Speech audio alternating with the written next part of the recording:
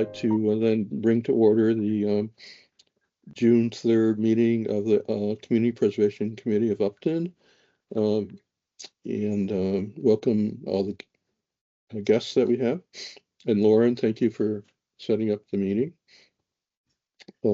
Just start with to open the agenda. The first agenda item is to approve previous minutes.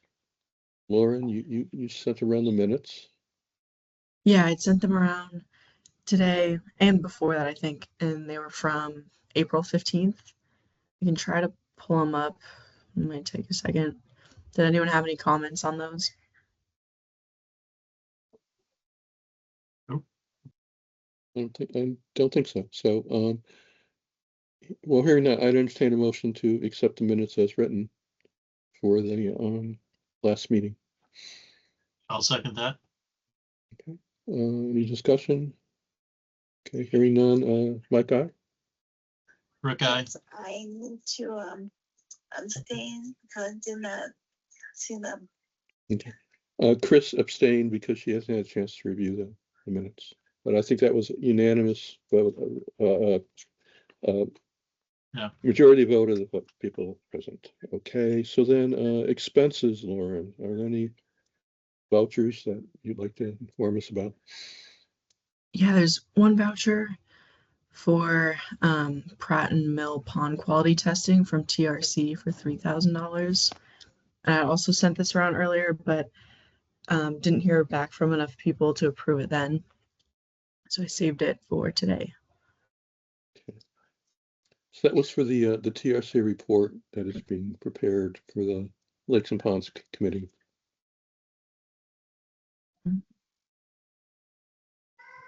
Mike, I just have one comment.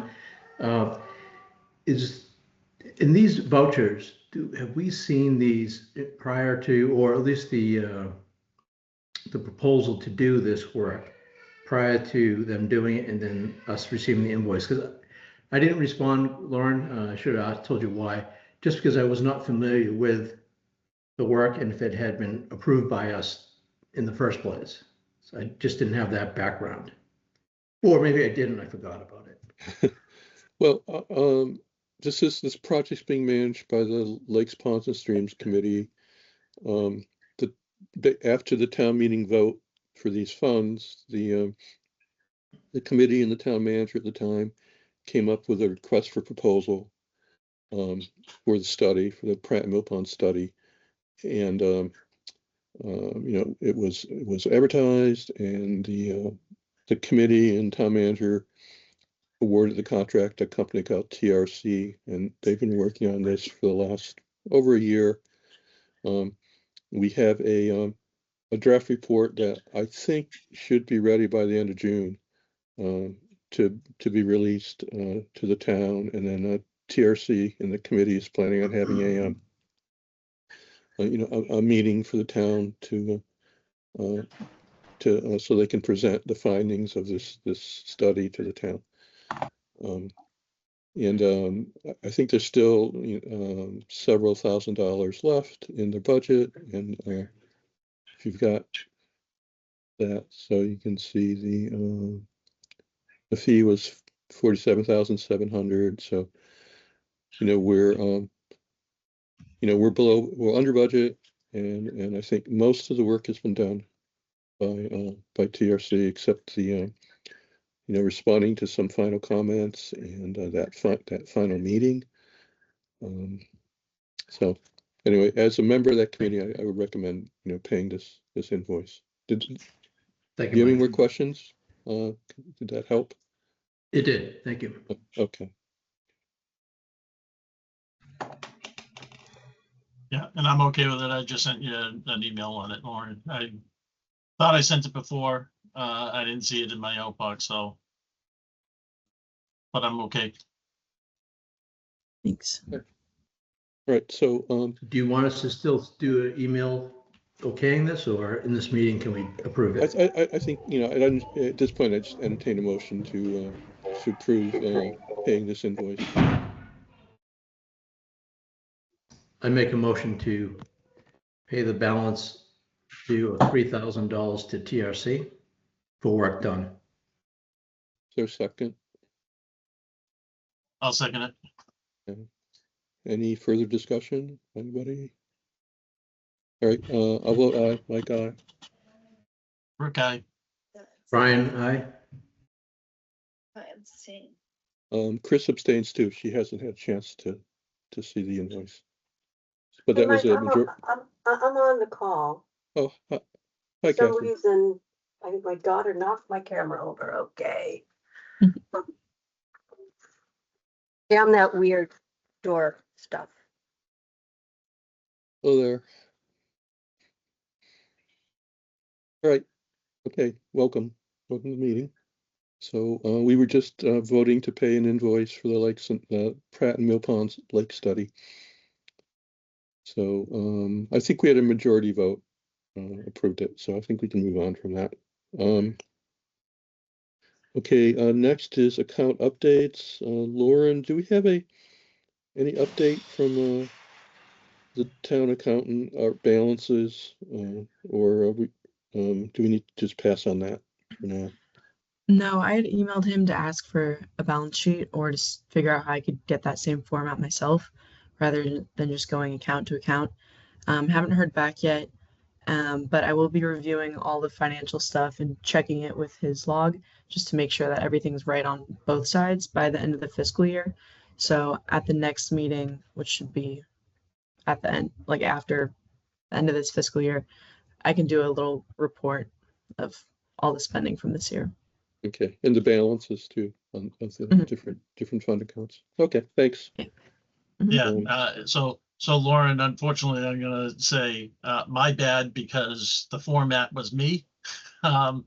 This was something that I had done and just kind of teased it out of some of the monthly report things that he had been sending out. I did it this way just because I thought it was digestible for this form, because they're not all like in one nice, tidy, clean area. So, Mhm. so if you're expecting Kenny to give it back to you in this Excel type form, it's probably not happening. Oh man, I was hoping he would because it's a great format. So I can just put it in that myself. Okay, okay, so well, sorry. thanks to both of you for helping us out there. So we have the Holy Angels discussion at 7:15. It's not quite 7:15 yet, so I'll just go to funded project updates and try to run quickly through those. We've talked about the Pratt Mill Pond study. Probably, hopefully, by the end of the month, we'll have something on the street for the town to look at. Robinson Trail Bridge. I think as was stated in previous meetings, we passed over any additional CPC requests to fund that bridge. And we've been working with the Robertson family, folks who own the Robertson family CR property, to propose a trail that would run along Warren Brook to Fowler Street and basically replace the bridge, the need for the bridge at this time. And I suspect by the next time we meet, we will have flagged a potential trail for the Robertson family to review. Town Hall rehab. I reached out to Dennis today. I didn't hear back. If that would be the second town hall rehab that was passed at the last town meeting, or a town meeting in 2025, and it was $3.4 million for design and repairs to the town hall. I don't know what the status of that is, and I'll try to get a reading from Dennis for the next meeting. Howard Glen Boardwalk repairs. There's been some activity there. The Conservation Commission and Land Stewardship Committee met with a person named Bob Hatch, who's our contractor. We took another look at that boardwalk. We're gonna it's gonna end up being about 95 feet long when it's done and when it's repaired. And the consensus is to place safety railings, guardrails along about 30 feet of the boardwalk where the drop is greater than 30 inches. There's places where the drop is probably about 6 or 7 feet into Warren Brook. And I suspect that work will be done sometime this summer. For cemetery repairs, Ed, I don't want to put you on the spot, but if you'd like to give us an update on the cemetery project, we've been approving invoices here and there, but looks like a lot of work has been done there. I'm not sure what's left to be done. Well, with one significant exception, the work is done. So we have removed trees last December, the end of the year, ground the stumps down from the trees that were removed, plus trees that were removed 12, 13 years ago. We got the DPW to grade all of that for free, which was great. The DPW also came in and removed the final areas of brush that weren't cleared 5 years ago. They additionally cleared more of the gravel driveway up to the cemetery. The sign that was designed got installed in late March. A new gate got installed in late March. We built a small platform where the white crosses and flags are positioned for Memorial Day celebrations.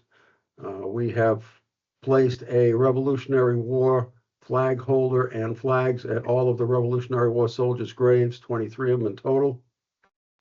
We have raked about a third to half the cemetery, that areas that had never ever been raked in the probably the 250-year history of the cemetery. So it's all looking pretty good. We have planted 17 trees and shrubs, which I was wondering would be enough. It appears to be just right without overplanting the cemetery, so that in the years to come, as the trees mature, they are mostly dogwoods with a couple magnolias and a redbud. I think will give a lot of flowering beauty to the cemetery, especially during the Memorial Day ceremonies, which is when most of the people go to that cemetery. Stones have been cleaned. 11 stones were repaired last summer. So the only major piece, which was the biggest piece that the money was needed for, that remains, is to publish the invitation for bid to have 24 stones recarved to replace the ones that were too broken to repair and restand. I talked with Dennis this morning, and he's the one that's been holding it up. He says he's prepared to do that, hopefully in the next week or two, to get that bid out and active so that we can find a carver to replace those stones.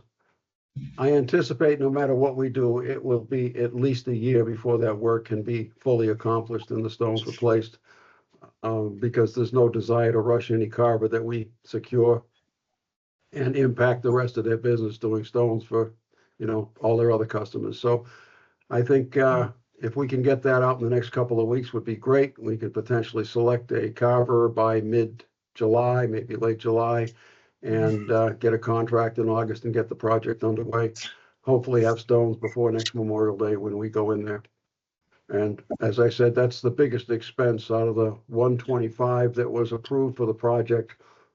I think we've spent 26 or 7 or 8. I've got the numbers somewhere. So I've got upper 90s remaining. I'm hopeful that the stone carving will be in the $60,000 to $80,000 range, but that's why you put a bid out. We shall see what they want for that work. And that's it.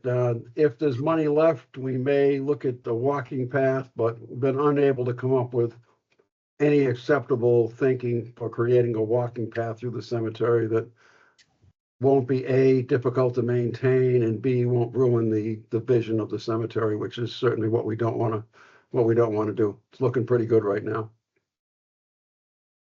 So that's that. All right. Well, thanks very much. And, thanks. You have everyone on the committee for all the work you've done there.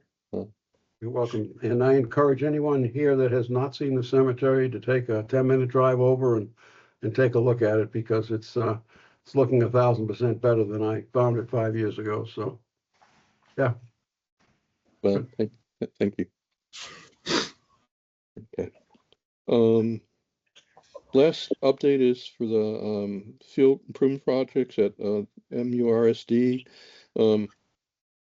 They have come before the Conservation Commission a couple times concerning the layout for the soccer lacrosse field, the field that's in front of Pleasant Street, right off of Pleasant Street. They have some vernal pool issues that they need to resolve. There's at least one vernal pool very close to where they need to do some earthwork.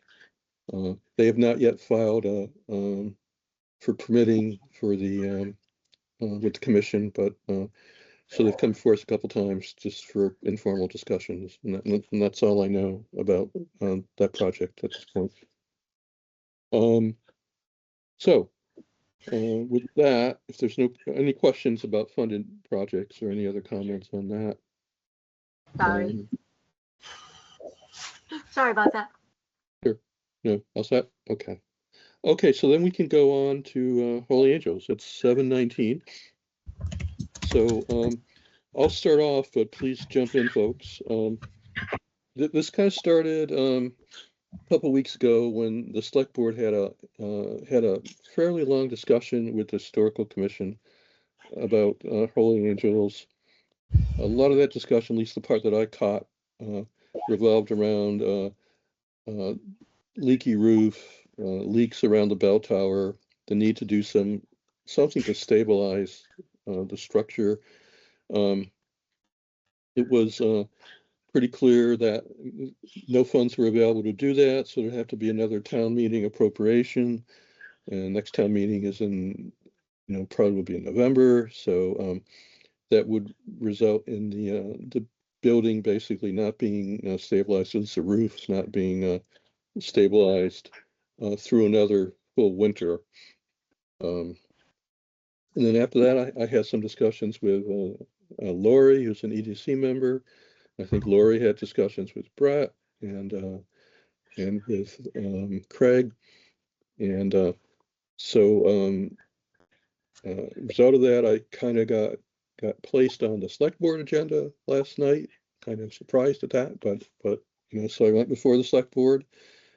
Didn't of course make any commitments, but I told them we'd be meeting tonight. The CPC would be meeting tonight to discuss Holy Angels again. It's been discussed before, and the select board is talking with Dennis to see if there's any possibility about there being a special town meeting, perhaps late July, to approve funding. And if that meeting occurred and approved funding, if there was a chance to get the roof repaired, stabilized this fall. And the current sense from Dennis, according to Brett, was that it would be a very, very tight schedule, but possible, but very tight. No commitments yet, though, and more coordination with Dennis is needed. So stay tuned to that. And the selectmen did not vote to have a special town meeting, say in July, but they didn't rule it out either. So stay tuned on that. And I think whether they have one also will depend on, how this committee feels about potentially, allocating or proposing the use of some CPC funds for the repairs. At that meeting last night, I think the cost of repairs that was mentioned for the bell tower, the roof, and trusses was a little bit more than $200,000. And then Mr. Phillips mentioned that he had independently received a cost estimate for the roof work of, I think Ed, that was around 60,000. Did you say? Or 50, 60 or 50? So I don't have complete clarification, but the request was resheathing the wood surface, all new shingles, all new flashing around the bell tower and the edges, shingling the bell tower, repairing rot to the bell tower, and painting the bell tower, because you would have to put up staging to shingle and repair the bell tower, and that's an expensive process. The quote was $50,000 ballpark. 50 for all over. from the contractor that did the Grange work, and they do prevailing wage work for municipalities and stuff, so. I was quite surprised. I thought it would be higher, but I'd say I don't have total clarification on that number. I'm in hopes that they will be in town tomorrow. Possibility that I could meet with them tomorrow afternoon and discuss the building in person and on site with them. I know I talked to Dennis this afternoon, and he's meeting with an engineering firm that the town has used in the past next week to have a discussion to clarify the scope of the potential work, which I think is hugely important. I'm certainly of the mindset that I believe the 600,000-ish number in the engineering study that was done last year to repair the siding, exterior, and the roof is an absolutely outrageous number, but maybe that's why they're engineers. I think that potentially the couple 100,000 can do the exterior of that building, at least enough to seal it, make it watertight, and allow it to stand for a number of years until some sort of future decisions can be made on the building. Mike, you, can thank you. I chime in for a minute? Uh, Or are we having yeah, a presentation, or can I No, just well, raise a question? sure. Ed, you through? Thank you for that. So, No, I'm all set. Thank you. okay, Catherine, go. Yeah, you know, when I saw this on the agenda, I was wondering, because we sort of went through this last year, and I think there was a lot of support from the CPC on buttoning up the building for the winter and doing what needs to be done to preserve it for another couple of years. And I think the first number we were looking at was 150,000, and that went up a bit. But I think there was a general, because of the, you know, significance and the importance and that type of thing. However, there's always a however.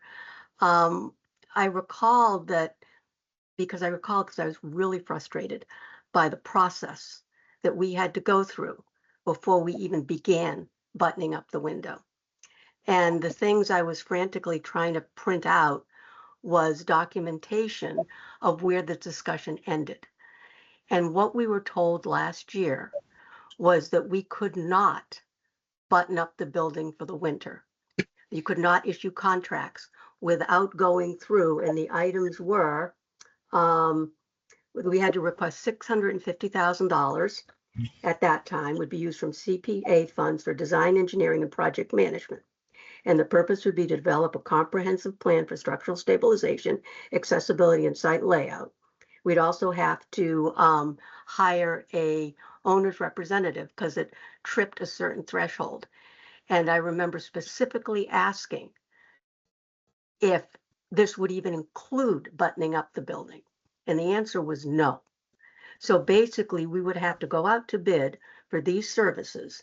They would have to come up, and we would have to hire as if we were doing the entire project. And I could be wrong, but I don't think so because of what it's more, I just got home, so there's more stuff I have to check on. But, you know, that, and what we were told last year, now granted this was September, or October, was there was no way that we would get this done quick enough to button up the building for the winter. And that would require an additional injection of cash. And so I think the total, and there's money for painting, I think, that was already appropriated by town meeting. And so I think the total that was being discussed in a donation from the contribution by the CPC was over $1.2 million to hire the owner's representative, bring it to 25% demand. You know, it was just like all these things we had to do before we could spit. And it's very, very frustrating. But I'm just wondering, I guess my question, because I said I had a question, is what has changed since last year? Because it looks like we can't just button up the building. I could address that, Mike, if Feel free. unless you want. Greg. I think what's changed since last year is we had the criterion report, and in the criterion report, it stated that if the trusses aren't replaced, it's not going to be able to bear a heavy snow load. So that's at almost like an emergency need at this point, especially with the winter we had last year, this past winter, with 3 feet of snow on the ground. I don't think the trusses will be able to support the building if we have another winter like that. And also, during the select board meeting last night, Brett Simus, chairman of the select board, said he spoke with Dennis Westgate, and he said what's happening is the water from the roof is coming in and getting into the walls of the building, and it's actually getting, the moisture is getting absorbed by the insulation and rotting the boards. So he was saying that if we don't address that, I mean, the building is really in a critical state of repair, and it's just gonna rot, and it won't be viable building to. I think that at this point, the select board wants to sell the building to another entity.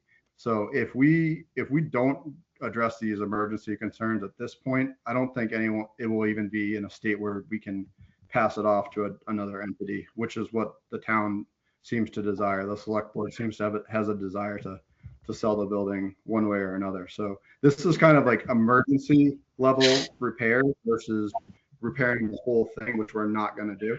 I think we're just looking to address repairing the roof trusses and the steeple to stop any further water leakage so we can halt the current deterioration of the building, and be able to effectively pass it off to another entity.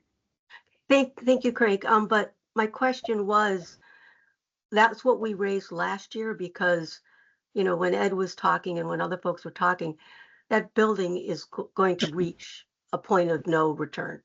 We're lucky that the roof held up this year. Yes. But I guess that the thing that I would, require clarification on is, even for emergency repairs, because that's the case we tried to make last year, we had to hire all these people first, and we had to develop the 25% design before we could even go out for emergency repairs. So that's what we were told last year. And that's what I'm trying to figure out. I know, and I know that the situation has gotten more dire. But I'm just trying to, on that particular point, Catherine, you can correct me if I'm wrong, but if I'm remembering correctly, I think there was like a threshold of $600,000. It was 40,000. I think it was 40,000. Oh, 40,000? Because I am taking a 100? guess at that. Okay. I just remembered it was really low, and that even the roof, and then there was the thing, because I remember getting into I'm such a calm person, but I remember getting into a spitting match with Dennis at a selectmen's meeting, about, well, we have to assume that it's the whole project. We can't just say we're only doing one phase of it, because that, if we weren't doing the whole thing, we wouldn't have to get an owner's rep. We wouldn't have to do the 25 design specs. But there's a low threshold, and if you go over that threshold, and I think it's 40,000, might be 60,000. If you go over that threshold, because the reason Dennis gave, which is, justifiable reason, is because then people would do projects in, $20,000 segments, so I guess, Well, I just want to know what and maybe this is a question that Mike could ask Dennis, or someone could ask Dennis.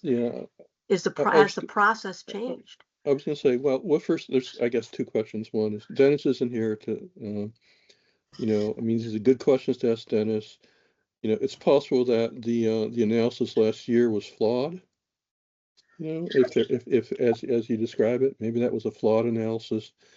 It's possible that, as Craig has mentioned, that conditions have become more dire to do some work as soon as possible under more of an emergency basis. And also, we're just, at this point, we're just talking about the roof, the trusses, and the bell tower, not the foundation work. I believe last year. But Dennis said you couldn't do that. Dennis said you couldn't do that. Well, like I said, that's maybe what he said. Maybe that's what he's going to say now, but or maybe that opinion wasn't necessarily entirely correct, or maybe we misunderstood his opinion. There's a lot of different possibilities here. Mhm. I would I think right now what we're doing tonight is just opening up this discussion again. You know, there's a potential opportunity to get these repairs done this year before winter. And I think the select board would like to know if, you know, if the CPC would even consider using CPC funds for this type of an activity. And obviously, it's not going to, you know, if it does violate state contracting laws, to not just go straight to the roof and these critical needs, Dennis will tell us, you know, or town council will tell us. So, Mike, can I say Lori. something? Hold on, Brian, yes. Brian, did you there? I think Lori's No, had- I'm all set. Oh, okay. Yeah, Lori, Lori had a question. Lori. I'm the threshold for which you have to get a 25% design and an OPM was 1.5 million. So we're staying below that, which is one thing. And I know that at the meeting, a few meetings ago, we talked about patching the roof. Dennis was there and he didn't say we had to get any special other people in there to do that. So that's one thing. I'm sort of want to talk about it from a sustainability issue for Sustainable Upton, because we've got this beautiful building in the center of our town.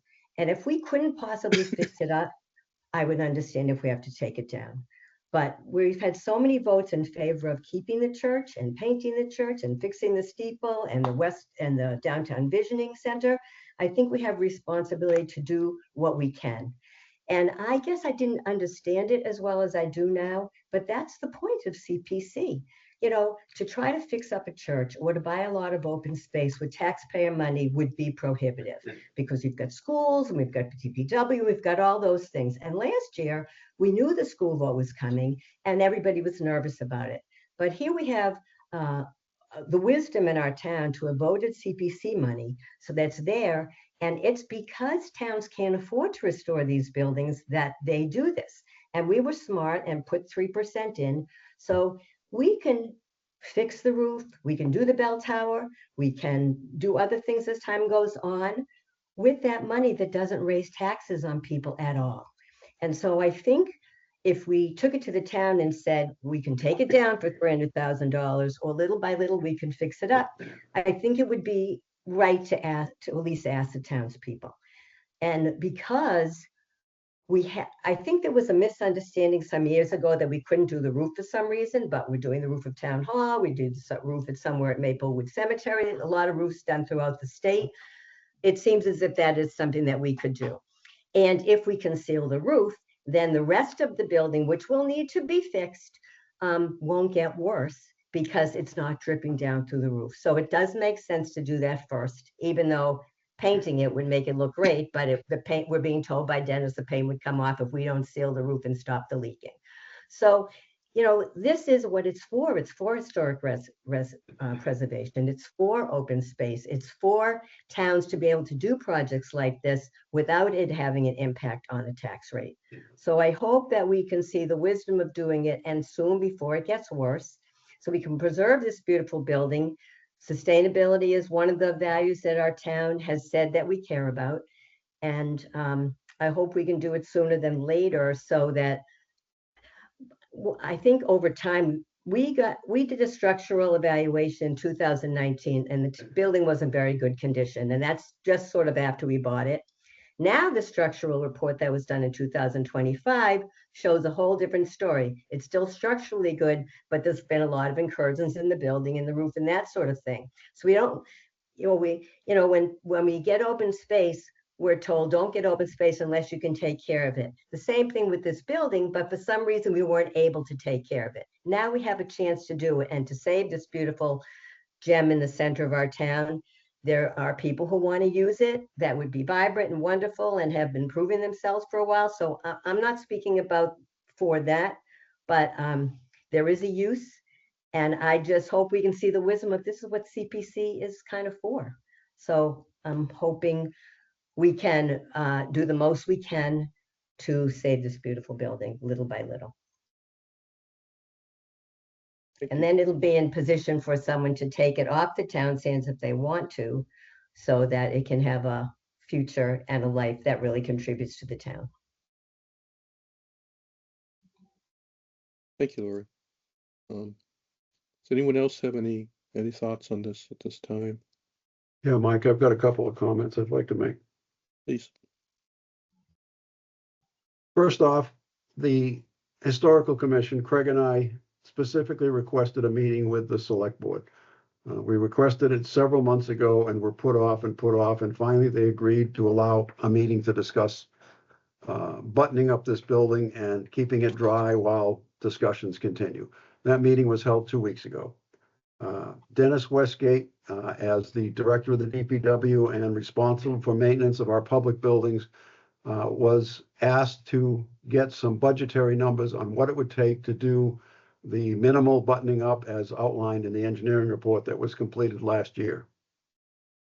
He was asked how quickly he could do it, and he was, I guess, given a month to try and come up with some numbers. So it's 2 weeks after he was given a month, and I think some of this discussion tonight is premature because he's got to be central to this discussion about what it's going to take, what the minimal restoration that has to be done is, and how much potentially, a professional engineering firm says it will cost. I was trying to assist him in that process by reaching out to the contractor who restored the Grange and get some budgetary numbers from them to see if, the engineering numbers in that report last year are realistic, too high, or whatever. Initially, the numbers look like they're significantly lower than the engineering report. To Catherine's comments earlier, I believe that, and this is my opinion, I could be wrong, the engineering report that was completed last year looked at the full scope of restoration of that building to at least preserve the entire building, including, I think, insulating it, electrical, HVAC, and some other things, just to make it a functioning building, but not complete the interior and fit it out for the use of anybody. And I think that was like $3 point something million. So the whole discussion then said, you've got to have an OPM, owner's project manager, and, he's going to cost the town $300 and something thousand, which goes fully beyond the scope that I think any of us have discussed in any of the discussions that have been had in the last 12 months. Buttoning up the building is the only thing that's been asked by and discussed by most of us over the last month. And then this engineering report says you have to do all this work. I think initially, Selectmen's reluctance to re-engage this project 2 weeks ago is slowly evolving in that maybe we need to button up the building. And I suspect, Mike, that the feedback that he's going to come back with in a couple of weeks is going to be, rip the shingles off the roof, put a new roof on with new sheathing, flashing, repair the rot to the steeple, shingles on the steeple, etc., and to add the structural support to the roof trusses to ensure that it can hold a snow load, which, my personal belief, it stood for 175 years and had no problem with the snow load. And all of a sudden, we've got an engineer saying we need to reinforce the roof. But it is what it is. So I think the meeting is premature until Dennis can come back with answers to the questions that were raised at the meeting 2 weeks ago. And until he or I or the two of us can come up with some budgetary numbers, what it would cost to put a brand new roof on that building, close off all the holes where water's getting in and seal it up. And to be able to have a more complete discussion about what funds are available or not available and what would it take to get the CPC to authorize the monies needed based on those budgetary quotes that Dennis is trying to get. I would add that we went through this discussion 48 months ago when I requested, along with the owners of the Grange, monies from the CPC to restore the external components of the Grange building, which is basically no different than we're looking at doing with Holy Angels. Roof, siding, paint, etc. And the Grange was done for $210,000, which also included insulating it and paving their parking lot, which took it up from about 180 to 210 or 15,000. Now, Holy Angels is a slightly bigger building, and Holy Angels would require the payment of prevailing wage, which the Grange was a nonprofit and that was not required. So there are a few component differences, but they're not going to double the cost. The CPC debated whether it was acceptable to fund a nonprofit. And I think some information you got from the state, as well as the codes on CPC funding, finally agreed that it was an acceptable request to fund the restoration of a historic Upton building. We only have a half a dozen, if even that, historic buildings in the town of Upton, excluding all private homes. I mean, there's hundreds of private homes that are historic, but there's only a handful of historic buildings that are in the public hands. Holy Angels, the town hall, the Knowlton Ristine building. There's not much else. So to look at trying to preserve this building, which predates the Grange, predates the town hall, predates the Knowlton Ristine building, and is in its original condition, it should not be out of the question. But I am also of the belief that to spend $600,000 or $700,000 or $800,000 is crazy, without any potential use for that building having been proposed at this point. I also think, just to finish on this thought, that if some restoration work was done to seal up the building would become more palatable for some prospective buyer to find a use for that building.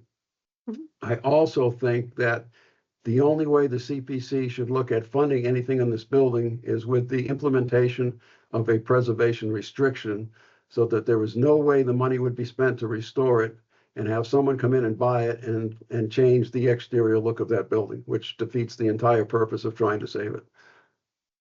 And that's what I have to say. Thank you for your time. Thank you, Ed. Thank you. Does anyone else have any comments right now from the CPC committee, or I see there's someone from 140 Arts on. We have a couple people from 140 Arts. I have Craig.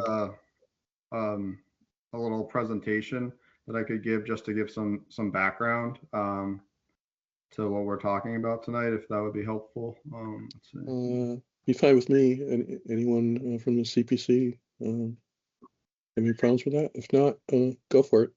You can share your screen. Okay.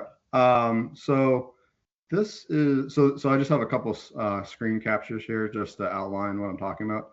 So this screen capture is from Macris, and this just shows that the Holy Angels Church is in fact on the National Register of Historic Buildings.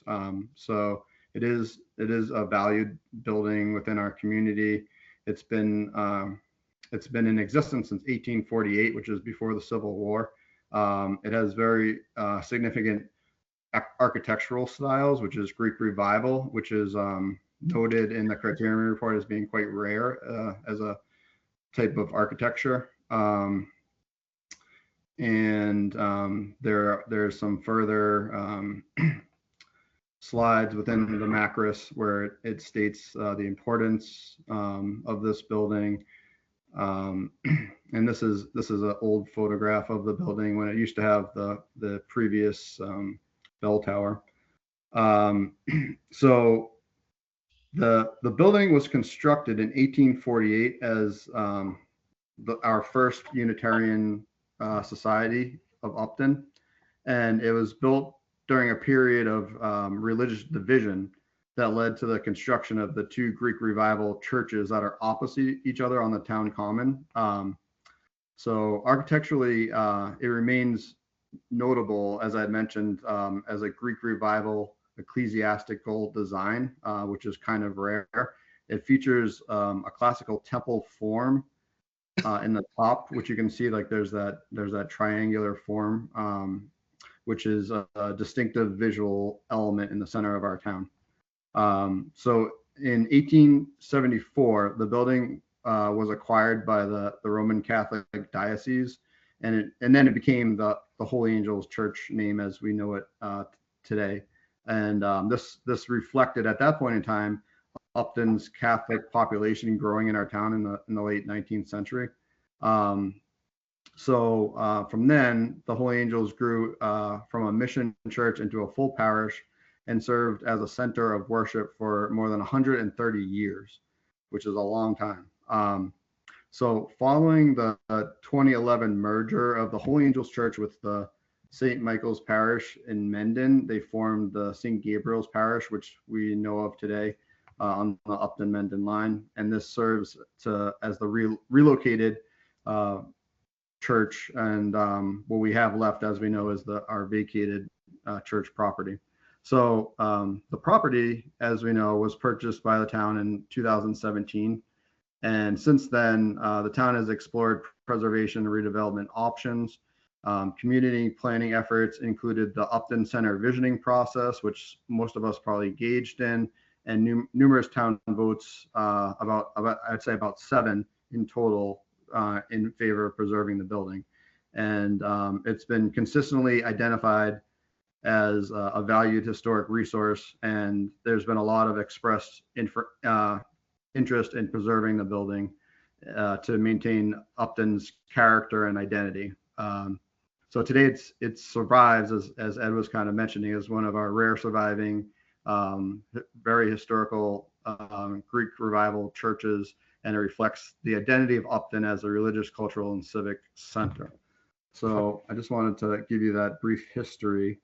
And then I wanted to mention, you can find, sometimes it's hard to find the criterion report, so I just wanted to mention that the criterion report can be found off the uptonmass.gov website. It's on a webpage that is called Holy Angels, and then you can just click the middle one, and that will give you like the main structural report. That was the most recent one, and then there was an additional lead, paint, and radon and mold report that was done after that. And so this is the criterion report, that the first page of it, when Joe Layden used to be our town manager, and which in 2025. And then if you scroll down to the executive summary, this is 2.0, the executive summary. There's a table here, the cost table. So what the historical commission would be asking for is these 2 line items: the roof and roof trusses repair, which is $175,000, as Ed had mentioned, and steeple make watertight, which is $35,000. And then I just wanted to quickly mention, Mike Penko and I had attended a meeting in Grafton about, I don't know if it was like probably 2 or 3 years ago, by the state CPA organization, and a gentleman named Stuart Sangyor, who is the executive director of the CPA, gave the presentation, and he presented, he gave us a lot of information. The whole presentation is available on YouTube. I think it was like in total 2 hours, but this was the critical slide that he kind of presented to us, and it shows a table of how things should fit into the 4 corners of CPC funding. And we brought this topic up of this church that we're trying to save, and he said that it definitely falls within the 4 corners of preservation, because it fits into the preserve category and the historic category. And I think this was the yes that he mentioned that it would qualify for. So that's all I wanted to bring up. So stop sharing my screen. Thanks, Craig. Thanks very much. So next steps.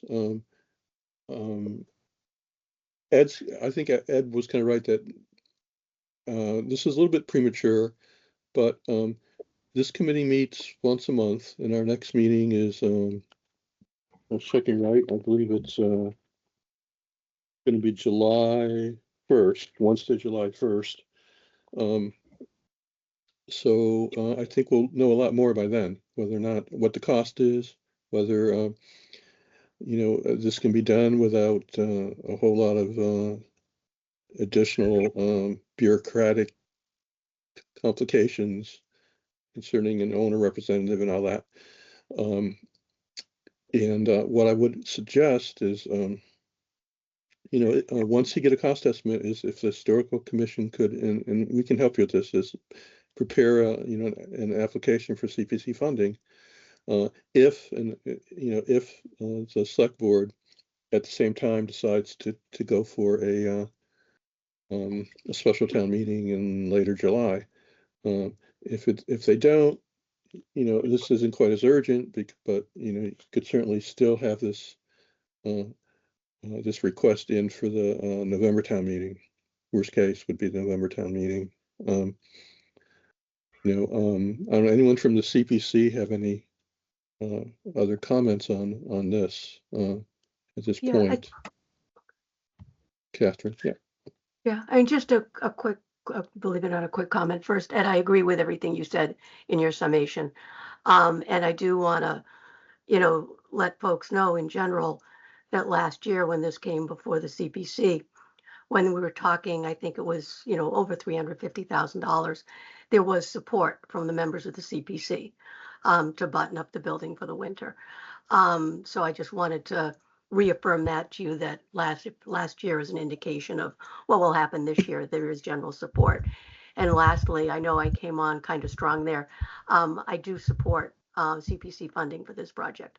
I think there is a need. It's just, I think my frustration with bureaucracy interfering with what has to be done came through. But I think if this won't be considered bid splitting, if Mike can work his magic on Dennis Westgate and we can just button it up for the winter, I think it's a great thing.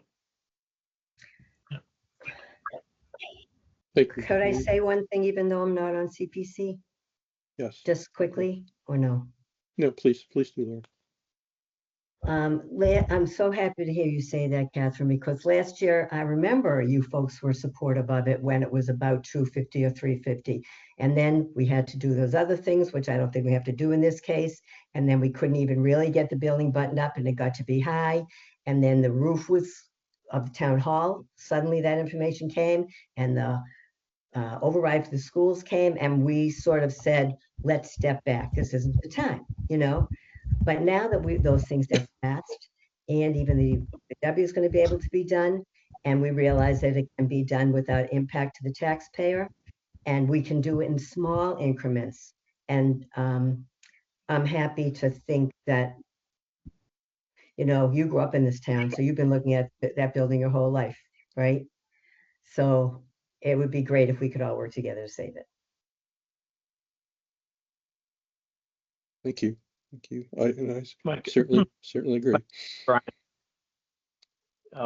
just a quick question. I think we also talked in September, October, when this topic came up, both there was work being done as to what is the potential uses of this building. And a lot of us felt that we could feel more comfortable recommending us going through the efforts and the expenses to maintain the building if there was a vision, and hopefully even maybe a strong vision that people could see, the townspeople in the town meeting could say, yes, I understand. We want to keep the character of the building. It's a very important piece of our downtown, but it also would serve whatever fill in the blank potential use. Has more work been done on that? I'm not aware of that.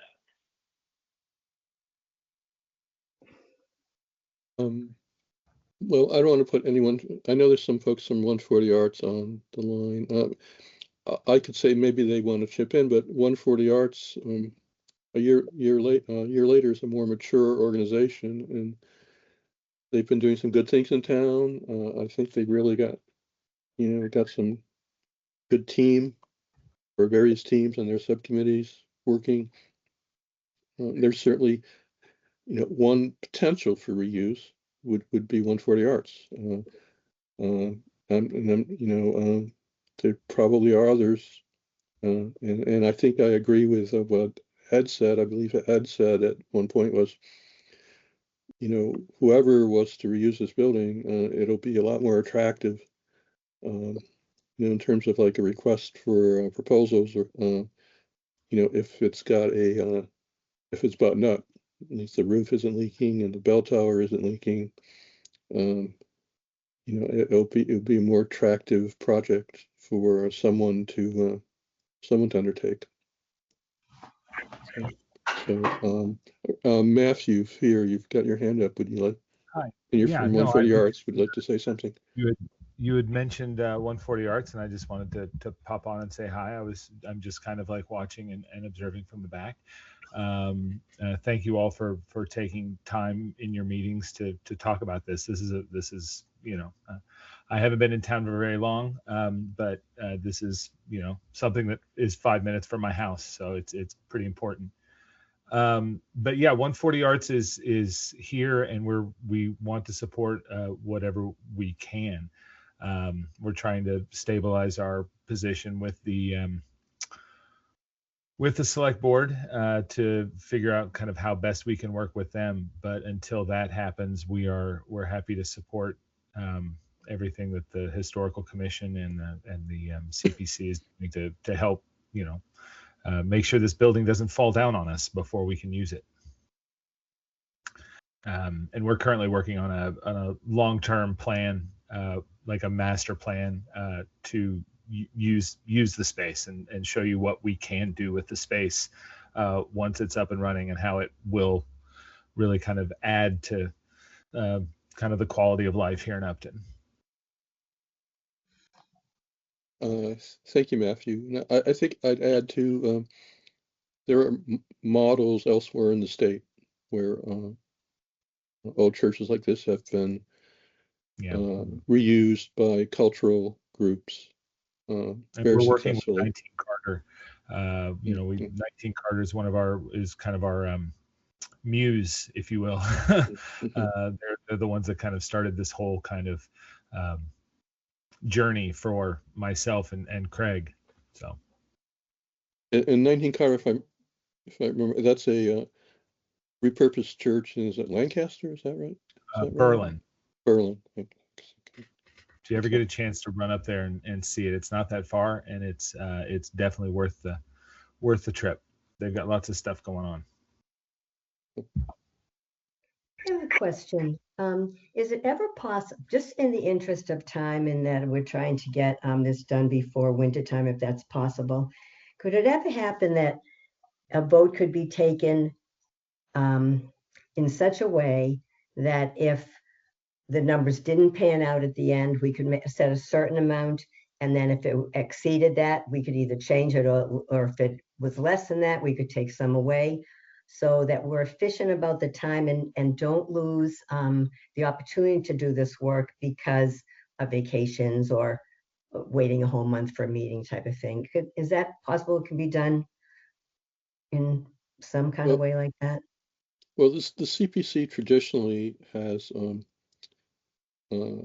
held hearings for any potential warrant articles, and then taken a vote on the warrant article, on the potential warrant article, and then that vote is reported at town meeting. Kind of like FinCom does. The CPA would need to support the article, but so right now we don't have an article. We don't have a cost estimate to put in an article. So I think we just unfortunately have to wait till our next meeting, and we could even potentially have a special meeting later in July. We've done that before. We've had special meetings in the middle of the month to make sure that we have a recommendation ready for a town meeting. I think we need to follow our procedures, but in the past, CPC members have been flexible and able to, to do what's needed to do to get these articles to town meeting. Yeah, and maybe just to add to that, it's one where if the estimate comes in, maybe we go a little bit on the higher side. If the funds aren't used in its entirety, then we do within our piece, we will then kind of approve to, kind of close it out and return those monies back to, kind of an open account. So, guidelines that we have from Kenny in terms of how we proceed.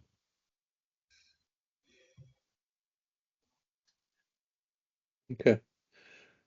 Well, anything else on this subject? If not, I suggest, this will be on the agenda for our meeting the first Wednesday in July, which is before the holiday weekend, which is good.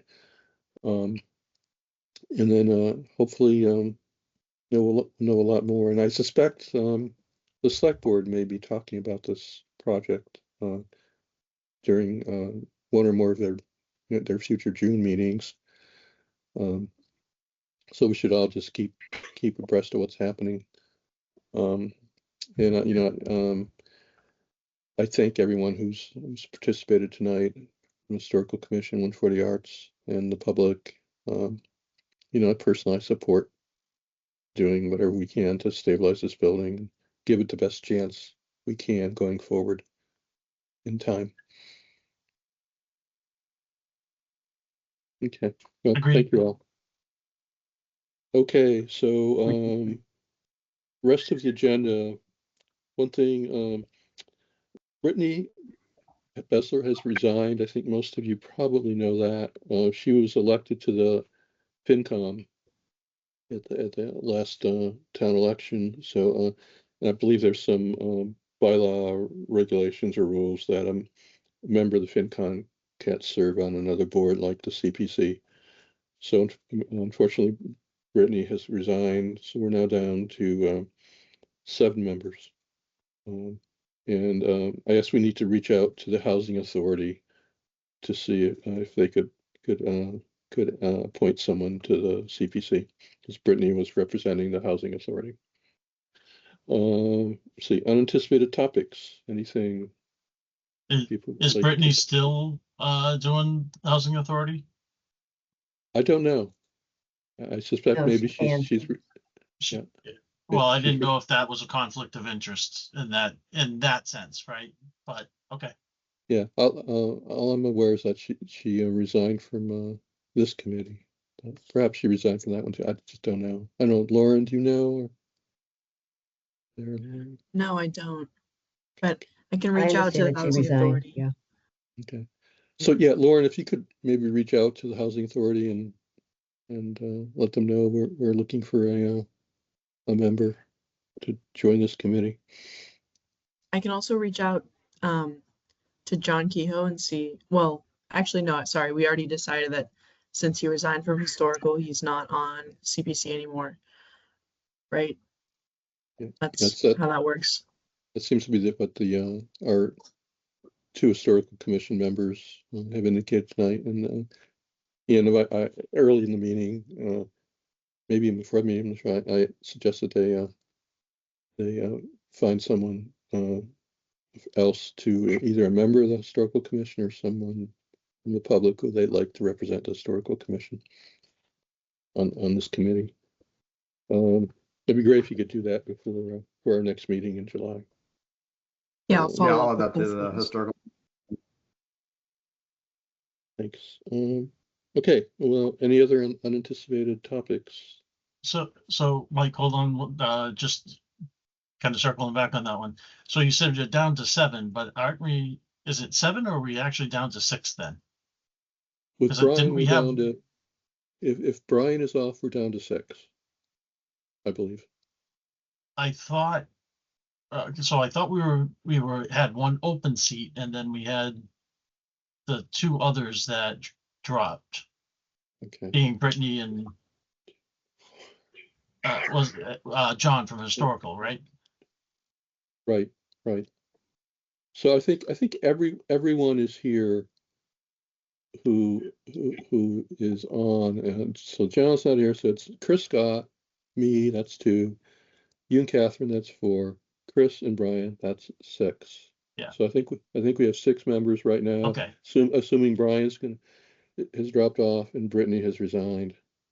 So correct me if I'm forgetting anybody, but I think that's it right now. So so there are open spots. Yeah, okay. There's a Housing Authority open spot, potentially a Historical Commission open spot. That would get us back up to 8. And then there's 1 general public spot. Yeah. That could be filled by the select board. Okay.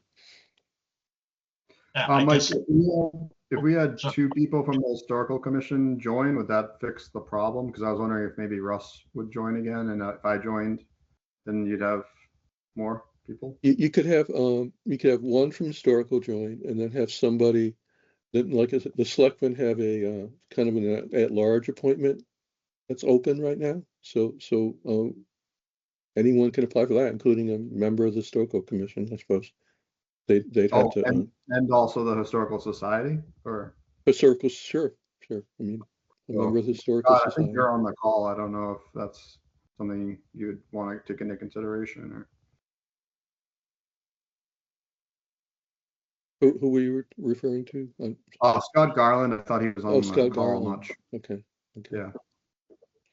Well, again, if someone's interested, I mean, the Historical Commission has the right ability to appoint someone to this committee, CPC, and then the other opening would have to the potential member would need to submit their application to the select board. Yep. And then the select board would make that appointment. But and I can't speak for them, but it certainly could be, potentially someone with an historic resource interest. So. Yep. Okay. Okay. Well, Mike, yes. A project, this is Brian. The Habitat for Humanity has announced that they're having a groundbreaking ceremony at 28 Hartford Ave North. That is one of the projects that, working with the Affordable Housing Trust, they have received some funds to help make that project go forward. So good news is the project seems like it's been a long time, and negotiations on them purchasing the land, that has been complete, and now they're going to break ground June 22nd, 26th. There's a ceremony at 10 a.m. So just want to share that with the committee. So that's June 6th at 10 a.m. June 22nd. June 22nd. At, 10 a.m. So. Yep, at 10 a.m. There is a sign now. I don't know if you noticed, Kathy, right in front of the house. It's blank. Well, I should say, there's going to be a sign. It looks like. So that might be the first time that people can finally see the property or notice the property because of this billboard that's up now. Cool, thanks. Well, I hope some folks can attend from the CPC since it's funded. And I know what you mean. I've driven by that so many times and said, where is that house? You can't see it really. You can't see from the road. But, very open. Okay. So it's okay. All right. Well, anything else? Okay. And the next meeting, if there's no objections, will be the first Wednesday in July. Just read my calendar right. That's July 1st. Okay. Yep. Anything else? A motion to adjourn, I guess, is next. Yep. Motion to adjourn. Second. Second. It's been seconded. Okay. All in favor?